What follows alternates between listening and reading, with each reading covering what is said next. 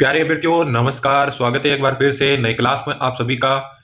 तो दोस्तों आज की क्लास में हम राजस्थान जीके के कुछ अति महत्वपूर्ण प्रश्नों पर चर्चा करने वाले हैं जो कि सीईटी 2023 के लिए महत्वपूर्ण होने वाले हैं। जितने भी छात्र छात्राएं सीईटी 2023 चाहे ग्रेजुएशन लेवल हो या फिर 12th लेवल की तैयारी कर रहे हैं तो दोस्तों आज की क्लास को एंड तक वॉच करना है, क्योंकि राजस्थान जीके के ऐसे बहुत ही महत्वपूर्ण प्रश्नों पर चर्चा करने वाले हैं जो कि सीधे कंपटीशन एग्जाम में पूछे जाते हैं।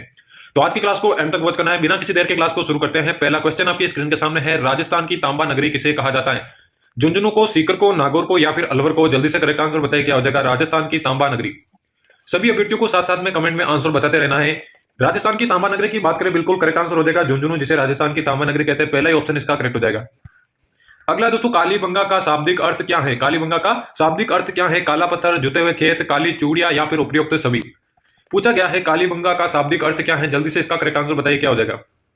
बहुत बार पूछे गए प्रश्न है और आने वाले एग्जाम्स के लिए भी महत्वपूर्ण है। कालीबंगा का शाब्दिक अर्थ आप सभी को बताना है। राइट आंसर की बात करें काली चूड़िया, इसका बिल्कुल करेक्ट आंसर हो जाएगा। चलिए बढ़ते हैं अगले प्रश्न की ओर। गौना रस्म किससे संबंधित है? कौन सी रस्म? गौना रस्म किससे संबंधित है? मुंडन से, विवाह से, नामकरण से या फिर यज्ञोपवीत से? पूछा गया है गौना जो रस्म है वो किससे संबंधित है। जल्दी से इसका आंसर बताइए क्या हो जाएगा। जल्दी से करेक्ट आंसर बताइए, गौना रस्म किससे संबंधित है? तो काफी सारे व्यक्ति आंसर दे रहे हैं। बिल्कुल दोस्तों, विवाह, विवाह से संबंधित है गौना रस्म। दूसरा ऑप्शन इसका करेक्ट हो जाएगा।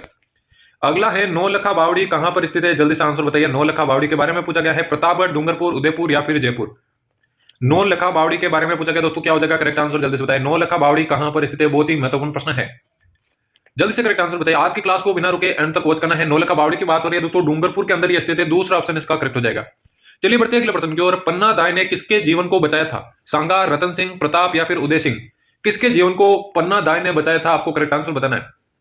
राजस्थान के इतिहास से संबंधित प्रश्न है दोस्तों, बहुत बार पूछा जाता है। पन्ना दाई ने किसके जीवन को बचाया था? करेक्ट आंसर की बात करें, महाराणा प्रताप के पिता उदय सिंह की जान बचाई थी पन्ना दाई ने। चौथा ऑप्शन इसका करेक्ट हो जाएगा। अगला दोस्तों, पृथ्वीराज तृतीय और मोहम्मद गौरी के मध्य कितने युद्ध लड़े गए थे? ठीक है ना, 4, 3, 2 या फिर 1? कितने युद्ध इन दोनों के मध्य लड़ाए गए थे? जल्दी से आपको बताना। और उन युद्धों को किस नाम से जाना जाता है यह भी आपको बताना है। बहुत ही महत्वपूर्ण प्रश्न है। तो सबसे पहले मैं बता दूं दोस्तों, पृथ्वीराज तृतीय और मोहम्मद गौरी के मध्य 2 युद्ध लड़े गए थे जिन्हें तराइन के युद्धों के नाम से जाना जाता है। तराइन के युद्धों के नाम से जाना जाता है। तराइन वर्तमान में दोस्तों हरियाणा के अंदर स्थित है। पहला युद्ध दोस्तों 1191 में हुआ था और दूसरा युद्ध 1192 में हुआ था। दोनों युद्धों को तराइन युद्धों के नाम से जाना जाता है। तो 2 युद्ध इनके मध्य हुए थे। तीसरा ऑप्शन इसका करेक्ट हो जाएगा।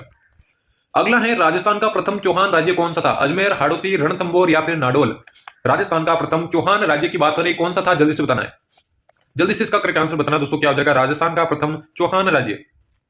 करेक्ट आंसर की बात करें नाडोल, इसका बिल्कुल करेक्ट आंसर हो जाएगा। अगला देखिए, बीकानेर का कौन सा शासक अकबर और जहांगीर दोनों की सेवा में रहा था? बीकानेर का कौन सा शासक था जो कि अकबर और अकबर के पुत्र जहांगीर दोनों की सेवा में रहा? राव कल्याणमल, राय सिंह, राव बीका या फिर दलपत? जल्दी से इसका करेक्ट आंसर बताइए दोस्तों, क्या हो जाएगा।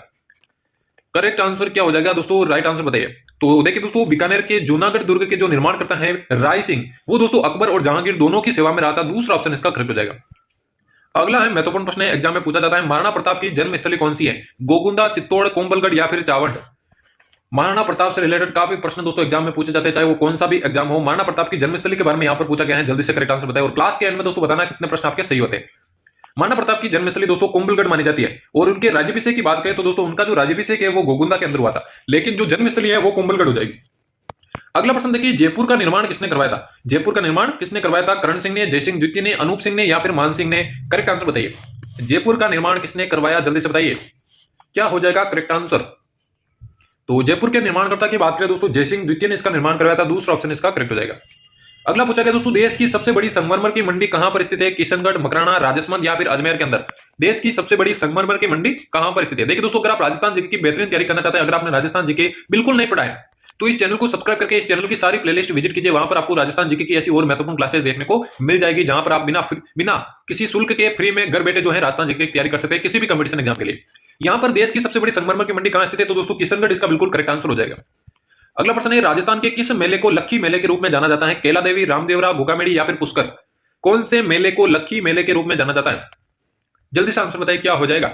कौन से मेले को लक्खी मेले के रूप में जाना जाता है? जल्दी से बताइए। जल्दी से राइट आंसर बताइए क्या हो जाएगा। तो करेक्ट आंसर की बात करें बिल्कुल केला देवी इसका करेक्ट आंसर हो जाएगा। अगला है दोस्तों, राजस्थान में गुरु शिखर चोटी की ऊंचाई कितनी है? 1722 मीटर, 1600 मीटर, 1664 मीटर या फिर 1550 मीटर? करेक्ट आंसर बताइए। राजस्थान में गुरु शिखर चोटी की ऊंचाई कितनी है? क्या हो जाएगा करेक्ट आंसर। राजस्थान के अंदर गुरु शिखर चोटी की ऊंचाई कितनी है? तो काफी सारे अभ्यर्थी आंसर भी दे रहे हैं। तो 1722 मीटर इसका करेक्ट आंसर हो जाएगा। चलिए बढ़ते हैं अगले प्रश्न की ओर। बाबा रामदेव का जन्म कहां पर हुआ था? अमरकोट, पर्वतसर, उंडुकास्मोर या फिर पोखरण? जल्दी से आंसर बताइए। बाबा रामदेव का जन्म कहां पर हुआ था? जल्दी से आंसर बताइए। एक एक प्रश्न एग्जाम की दृष्टि से महत्वपूर्ण होने वाला है। बाबा रामदेव की बात करें, इनका जो जन्म है दोस्तों उंडुकास्मोर नामक स्थान पर हुआ था। तीसरा ऑप्शन इसका करेक्ट हो जाएगा। अगला पूछा गया है मल्लीनाथ जी का मेला किस जगह बढ़ता है? बहुत बार पूछा गया प्रश्न है, मल्लीनाथ जी का मेला किस जगह बढ़ता है? तिलवाड़ा, परबतसर, कोलूमंड या फिर सीकरी? जल्दी से करेक्ट आंसर बताइए दोस्तों, क्या हो जाएगा? मल्लीनाथ जी का मेला। राइट आंसर की बात करें, बिल्कुल दोस्तों तिलवाड़ा के अंदर इनका मेला बढ़ता है। पहला ही ऑप्शन इसका करेक्ट हो जाएगा। अगला प्रश्न देखिए, रणथंबोर का युद्ध किन किन के मध्य हुआ था? रणथंबोर का युद्ध किन किन के मध्य हुआ था? हमीर और फिरोज शाह, हमीर और अलाउद्दीन खिलजी, तीसरा ऑप्शन है मंगोल और हमीर, और चौथा ऑप्शन है पृथ्वीराज चौहान और जलालुद्दीन। रणथंबोर का जो प्रसिद्ध युद्ध हुआ था वो कौन से शासकों के मध्य हुआ था? जल्दी से आंसर बताइए, क्या हो जाएगा इसका करेक्ट आंसर? तो सबसे पहले मैं बता दूं दोस्तों, 1301 में जो है रणथंबोर का युद्ध हुआ था, ठीक है ना। और ये युद्ध दोस्तों हुआ था हमीर और अलाउद्दीन खिलजी। रणथंबोर के जो शासक थे वो थे हमीर देव चौहान, और अलाउद्दीन खिलजी के शासन का में ये युद्ध हुआ था। अलाउद्दीन खिलजी ने रणथंबोर पर आक्रमण किया था। कब किया था? 1301 ईस्वी में। तो दूसरा ऑप्शन इसका करेक्ट हो जाएगा। अगला देखिए, अगला प्रश्न है, मेजा बांध किस नदी के तट पर स्थित है? चंबल नदी, माही नदी, कोठारी नदी या फिर मोरेल नदी? मेजा जो बांध है कौन सी नदी के तट पर स्थित है? जल्दी से आंसर बताइए। मेजा बांध किस नदी के तट पर स्थित है? आंसर बताइए दोस्तों, क्या हो जाएगा? करेक्ट आंसर की बात करें, बिल्कुल दोस्तों मेजा जो बांध है कोठारी नदी पर बनाया गया है। कोठारी नदी पर बनाया गया। तीसरा ऑप्शन इसका करेक्ट हो जाएगा। अगला है, कांतली नदी का उद्गम स्थल कौन सा है? खमनोर की पहाड़ियां, खंडेला की पहाड़ियां, गोगुंदा की पहाड़ियां या फिर नाग पहाड़? कांतली नदी का उद्गम स्थल कौन सा है? जल्दी से बताइए। और क्लास के एंड में बताना दोस्तों कितने प्रश्न आपके सही होते हैं। और ऐसी क्लासेस चैनल पर आगे भी पाने के लिए सब्सक्राइब कर देना चैनल को। कांतली नदी का उद्गम स्थल दोस्तों खंडेला की पहाड़ियों से होते हैं, जो कि कहां पर? सीकर के अंदर स्थित है। चलिए बढ़ते हैं अगले प्रश्न की ओर। राजस्थान के किस लोक देवता को सर्पदंश होने पर पूजा जाता है? तेजा जी, गोगा जी, हड़बू जी या फिर रामदेव जी?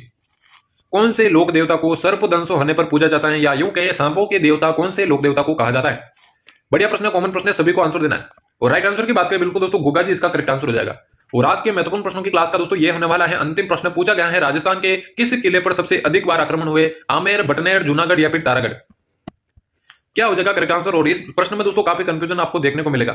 बटनेर और तारागढ़ दो ऑप्शंस में दोस्तों आपको कंफ्यूजन मिलेगा। लेकिन मैं आपको बता दूं, अगर आपसे पूछे सर्वाधिक विदेशी आक्रमण किस दुर्ग पर हुए, सर्वाधिक विदेशी आक्रमण किस दुर्ग पर हुए, तो दोस्तों बटनेर उसका आंसर होगा। लेकिन अगर आपसे पूछे राजस्थान के किस किले पर सबसे अधिक बार आक्रमण हुए, तो वो दोस्तों तारागढ़ हो जाएगा। और आपसे यही पूछा गया है कि राजस्थान के किस किले पर सबसे अधिक बार आक्रमण हुए, तो तारागढ़ इसका बिल्कुल करेक्ट आंसर होगा। तो दोस्तों यहां पर हमारे राजस्थान जी के अति महत्वपूर्ण प्रश्नों की क्लास समाप्त होती है। उम्मीद करता हूं आज की क्लास आपको पसंद आई होगी। ऐसी क्लासेस चैनल पर आगे भी पाने के लिए चैनल को सब्सक्राइब करके बेल आइकन को प्रेस कर देना। तो मिलते किसी और नई क्लास में, तब तक लेते हैं अलविदा, धन्यवाद।